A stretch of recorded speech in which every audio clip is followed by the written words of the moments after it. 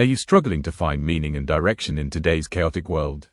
Imagine if an old book, written 1,600 years ago, offered a rather sufficient roadmap to a life filled with purpose despite of current circumstances. We're diving deep into St. Augustine's City of God, not as dusty history, and not a recipe book to follow to the letter, but as a vibrant, practical, and faithful blueprint for building a life that truly reflects God's eternal design, even amidst our fleeting earthly struggles. The year 410 AD was not only catastrophic for the Roman Empire but for the entire Western world. As the Visigoths, led by King Alaric, breached the city's walls, the unthinkable had happened. Rome, the eternal city, thought to be invincible, lay vulnerable and exposed. This collapse was more than a military defeat, it was a symbol of the fragility of human constructs and the impermanence of worldly power. As people began to recollect themselves from the Visigoth recoil, they were not looking for solutions in their empire, but problems. People need to be blamed. One group that was in much of society's scope was Christians. The new religion of the empire was met with disdain. The question was frequently asked, was Christianity to be blamed, with its heavy focus on the afterlife and not the present need responsible for weakening Rome? It was at this tumultuous time that Augustine appeared with his work, The City of God. This work is hugely important for the Christian historian as it tackles a mountain-sized task as it is attempting to provide a theological defense and a new framework for understanding history. Augustine argues that there are conflicting desires of humanity caught between earthly power and divine purpose. He anthropomorphizes these two distinct desires as two cities, an earthly one and a heavenly one.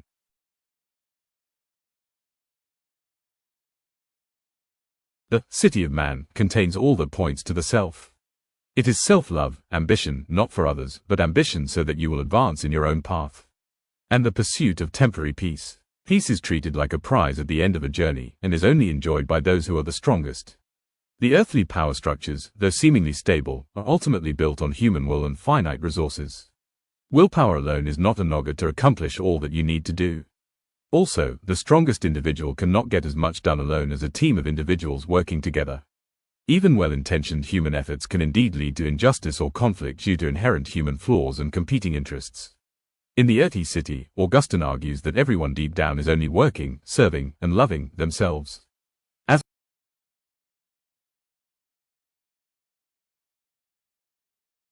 The city of God is not founded on a temporal and fleeting self-love but on eternal love, justice, and devotion to God.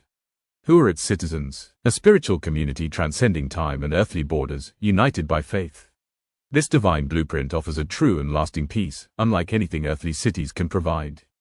The concept of predestination and God's sovereign plan is the foundation of the city of God's unshakable nature. God chooses us to be citizens of this city out of love for us.